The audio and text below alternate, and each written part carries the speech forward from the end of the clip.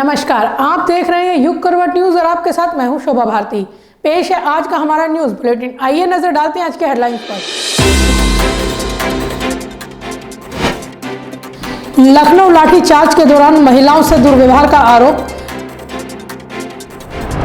तमंचा दिखाकर लूट ली पुलिस से राइफल और मेट्रो से यात्रा करने वाले लोग परेशान। योगी राज में एक महिला ने खुद के चीर हरण का आरोप लगाया है। आरोप यूपी पुलिस पर है। ये महिला शिक्षक अभ्यर्थी है और आंदोलन कर रही है। ये महिला शिक्षक अभ्यर्थी है जो 22,000 की भर्ती की मांग को लेकर आंदोलन कर रही है। ये लोग बेसिक शिक्षा विभाग में 22,000 रिक्त पदों को भरने की मांग कर रहे हैं। 2 दिन पहले पुलिस ने लखनऊ में प्रदर्शन के दौरान इन पर लाठी चार्ज किया था। इसमें आरोप लगाया गया है कि पुलिस ने महिलाओं के साथ ज्यादती की है। इस महिला का आरोप है कि योगी राज में पुलिस ने उसका वस्त्र हरण किया है। जिस गवर्नमेंट में ये बात की जाती, महिला सशक्तिकरण की बात की जाती है, बेटी बचाओ बेटी पढ़ाओ का नारा दिया जाता है, और स्थिति ये है सर कि उस राज्य में आज दिन दहाड़े एक महिला की समझ जाइए आबरू के साथ खिलवाड़ किया गया। मेरे पूरे कपड़े फाड़ दिए गए। अगर भगवान का मैं शुक्रगुजार करती हूँ, अगर मैं ये कोट नहीं पहनी होती तो आज मैं नंगी हो गई होती। सर बताइए, मैं ये कहना चाहती हूँ सर, बीजेपी सरकार की ये सबसे शर्मनाक कंडीशन है। इसकी मैं निंदा करती हूँ, खुलेआम निंदा करती हूँ। और मैं ये जानता हूँ क्या यही दिन देखने के लिए जनता ने आज योगी सरकार को सत्ता पर बैठाया है? सत्ता पर जनता क्यों बैठाती है? हाथ जोड़ती रोती बिलखती ये महिला श्राप दे रही है कि यूपी में भाजपा चुनाव नहीं जीत पाएगी। आज योगी सरकार को सत्ता पर बैठाया है, सत्ता पर जनता क्यों बैठाती है? तो हमारे दुख दर्द को सुनेंगे। 6 महीने से हमारी बहन शिखा पाल जी टंकी पर बैठी हुई है। क्या उनको नहीं दिखाई दे रहा है कि एक महिला कैसे वहां पर अपना जीवन व्यापन कर रही है? वो क्या जानेंगे किसी के दुख दर्द को? सर उनका दिल तो एकदम पत्थर का है। हम लोगों ने कभी उम्मीद नहीं किया, लेकिन हम लोग भी आज खुले मंच भी बता देना चाहते हैं कि अगर हम लोगों को ये सीट नहीं मिली, हम लोग अपनी जान दे देंगे। और रह गई बीजेपी सरकार की, तो 2022 में अब कभी भी बीजेपी सरकार नहीं आएगी। किसी महिला की इस तरह से हाय लेने से मुख्यमंत्री योगी आदित्यनाथ को बचना चाहिए। यूपी के हजारों युवक युवतियां रोजगार की मांग को लेकर 6 महीने से आंदोलन कर रहे हैं, लेकिन योगी सरकार में इनकी कोई सुनवाई नहीं हो रही है। ब्यूरो रिपोर्ट, युग करवट। बिजनौर में बदमाशों ने ऐसी घटना को अंजाम दिया है जिसे सुनकर हर कोई हैरान है। बदमाशों का तमंचा पुलिस की इंसास राइफल पर भारी पड़ गया। बदमाशों ने बिना गोली चलाए तमंचा दिखाकर इंसास लूट ली। गश्त पर निकले पुलिसकर्मी पर बेखौफ बदमाशों ने प्राणघातक हमला कर दिया और उनकी इंसास राइफल भी लूट कर ले गए।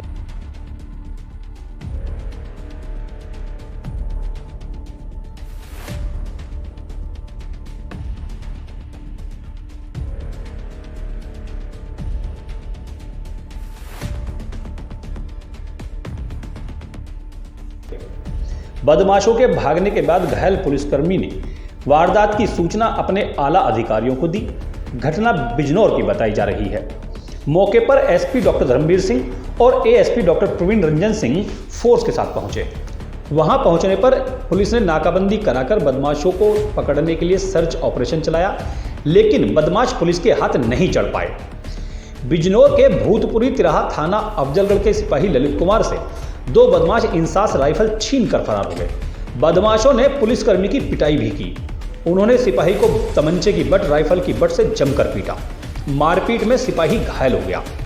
घटना का वीडियो सोशल मीडिया पर वायरल हो रहा है, जिसमें 2 बदमाश सिपाही से इंसास राइफल छीनकर पिटाई करते हुए दिखाई दे रहे हैं। ब्यूरो रिपोर्ट, युग करवट। दिल्ली मेट्रो ने 50% क्षमता के साथ यात्रा का नियम लागू कर दिया है। इसका बड़ा असर यात्रियों पर पड़ा है। मेट्रो स्टेशन पर यात्रियों की लंबी लाइनें लगी हैं। गाजियाबाद से सटे दिल्ली में कोरोना संक्रमण के बढ़ते मामलों को देखते हुए उसे येलो जोन में रखा गया है, जिसके चलते दिल्ली सरकार ने पाबंदियों को बढ़ा दिया है। आज से मेट्रो का संचालन भी 50% यात्री क्षमता के साथ शुरू हुआ है। इस नियम के चलते सुबह सवेरे मेट्रो स्टेशनों के बाहर यात्रियों की लंबी लाइनें लग गईं। नया बस अड्डा मेट्रो स्टेशन से ही बड़ी संख्या में यात्री दिल्ली के विभिन्न इलाकों के लिए सफर करते हैं। लेकिन आज सुबह जब यात्री स्टेशन पहुंचे तो उन्हें टिकट की लंबी लाइन में लगना पड़ा। मेट्रो में सवार होने के लिए यात्रियों को लंबा इंतजार भी करना पड़ा। मेरा नाम एस.एल. श्रीवास्तव भैया, अब नौकरी करनी भारी हो रही है। ये 3 घंटा लाइन में लगाएंगे हम लोग तो सब 11 बजे को ऑफिस को। आप सर बैठ के कितनी देर से खड़े हैं? 20 मिनट से दोनों एक ही ऑफिस में है। भीड़ का आलम यह था कि लाइन 200 मीटर से अधिक दूरी तक पहुंच गई थी। लोग लाइन में लगकर अपनी बारी का इंतजार करते रहे। बता दें कि दिल्ली में लगातार कोरोना संक्रमण और ओमिक्रॉन के मामले बढ़ रहे हैं। बढ़ते संक्रमण को देखते हुए दिल्ली में पाबंदियों को लागू किया गया है, जिसमें नाइट कर्फ्यू से लेकर सार्वजनिक स्थल पर लोगों की उपस्थिति को कम कर दिया गया है। दिल्ली सरकार ने आज से मेट्रो में 50% क्षमता का संचालन का ऐलान किया है। इस ऐलान का असर पहले दिन ही शहर के मेट्रो स्टेशनों पर देखने को मिला। सुबह सुबह अपने कार्यालयों को जाने वाले लोगों को मेट्रो स्टेशन पर लंबी लाइन का सामना करना पड़ा।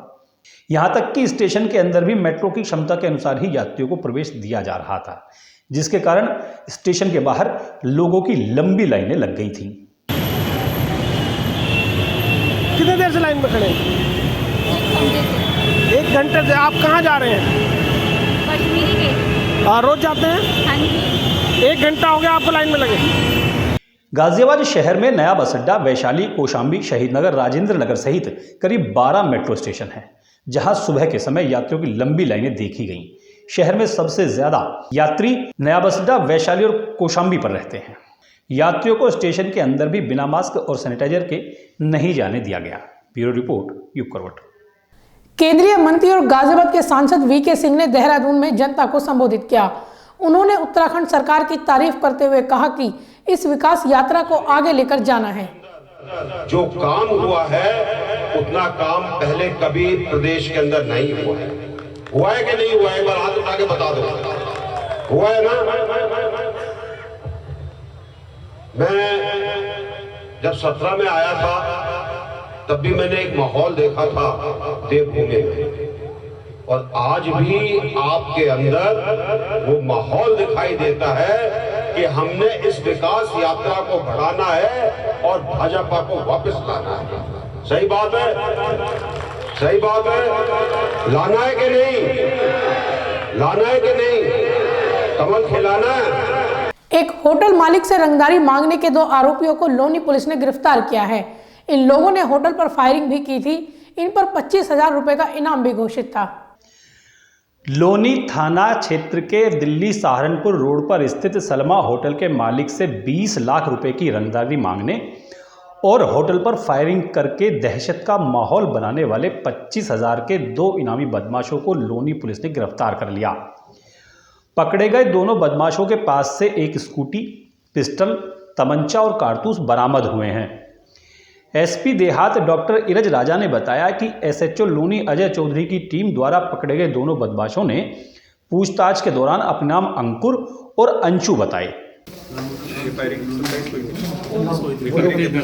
31 को 27 को पहली बार फोन आया था, तब ये लोग भी वहीं थे और 31 को फायरिंग हुई थी। तो फायरिंग में इन्होंने लगभग रात की बात है तो लगातार कई राउंड वहाँ पर फ्रंट गेट पे आके सलाम के फायरिंग की, कांच वाँच भी टूट गया था उसका। तो उसी में फिर ये कुछ समय बाद आइडेंटिफाई हुए हमारे, दोनों वांछित चल रहे थे, दोनों पे 25-25 हज़ार का इनाम भी। तो इनको कल टीम ने इनको पकड़ा है और पकड़ने के दौरान इन्होंने फायरिंग भी की।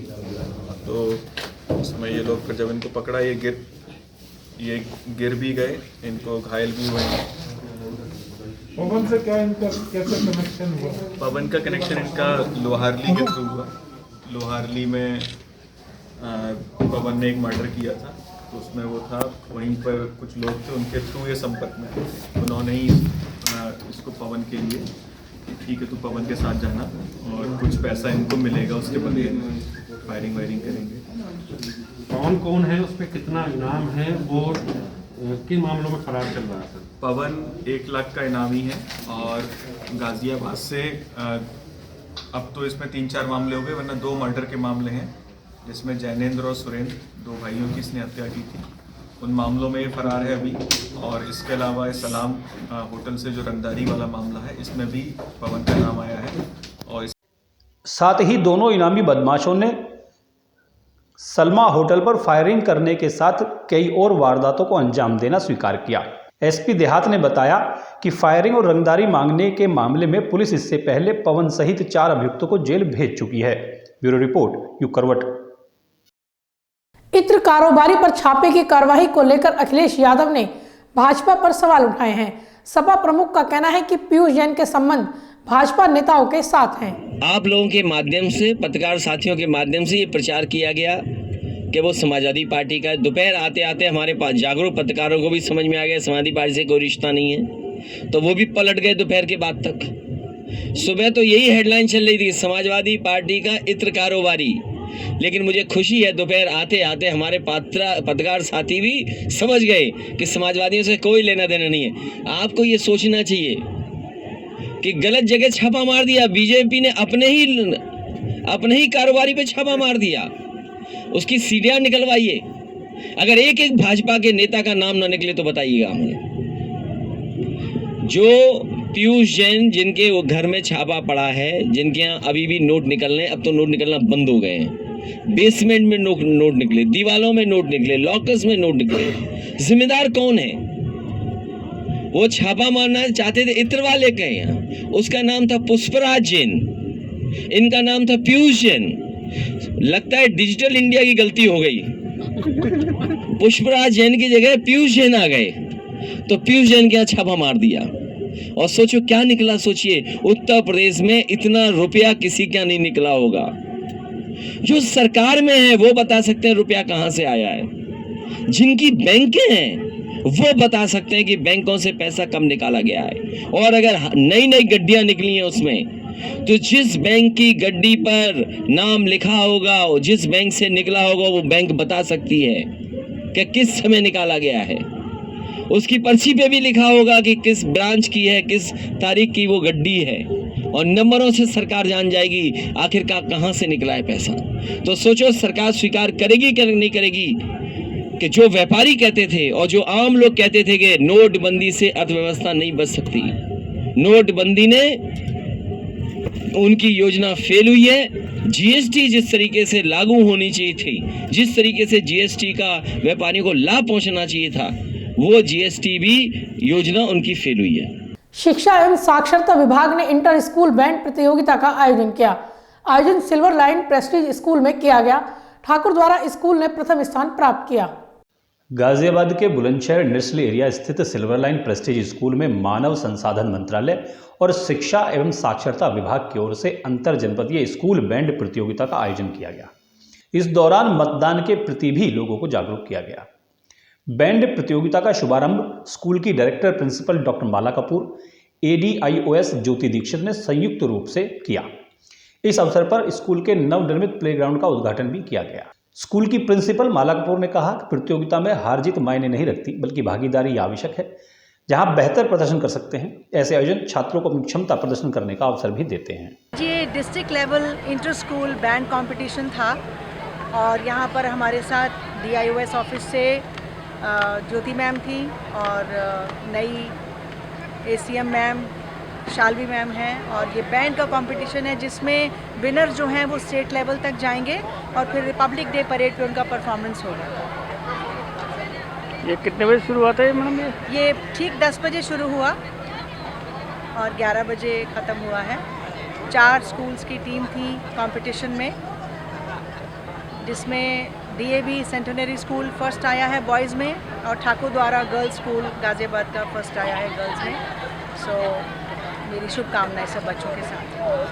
कार्यक्रम की मुख्य अतिथि ACM शालवी ने कहा कि भारत के जिम्मेदार नागरिक के तौर पर उन्हें समाज को मतदान के प्रति जागरूक करने की मुख्य भूमिका निभानी चाहिए। ADIOS ज्योति दीक्षित ने कहा कि कोरोना के कारण 2 साल से स्कूली बच्चों की गतिविधियां सीमित हो गई थी, लेकिन अब बैंड प्रतियोगिता फिर से शुरू की गई है। इस दौरान प्रतियोगिता के आयोजक व स्कूल के छात्रों ने स्कूल बैंड का उत्कृष्ट प्रदर्शन किया। प्रतियोगिता के बालक वर्ग में DAV सैनिटरी पब्लिक स्कूल और बालिका वर्ग में ठाकुर द्वारा स्कूल की टीम ने प्रथम स्थान प्राप्त किया। ब्यूरो रिपोर्ट युग करवट। गाजियाबाद पुलिस ने ऐसे गिरोह का पर्दाफाश किया है जो नकली आधार कार्ड बनाते थे। ये लोग दिल्ली के एक विधायक की फर्जी मोहर का इस्तेमाल करके प्रमाण पत्रों का सत्यापन भी कर देते थे।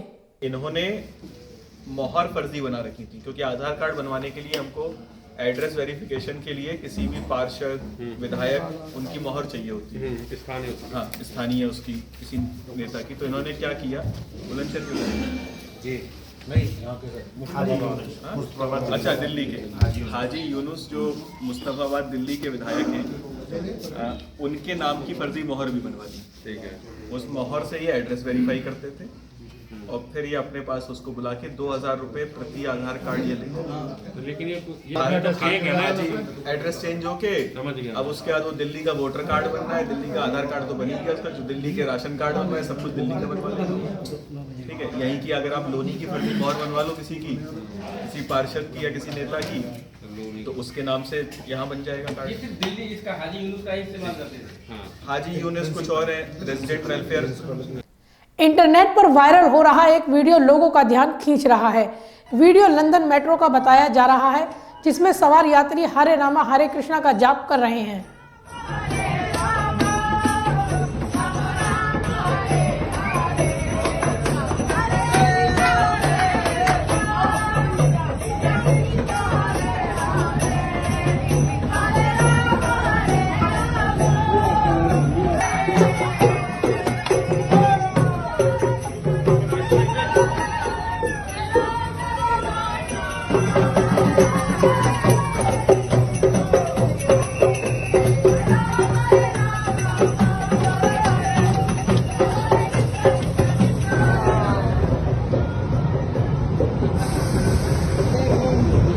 तो फिलहाल आज के लिए इतना ही। गाजियाबाद और आसपास की खबरों के लिए देखते रहिए युग करवट और विस्तार से खबरों को जानने के लिए पढ़िए युग करवट न्यूज़पेपर। सब्सक्राइब कीजिए युग करवट। नमस्कार।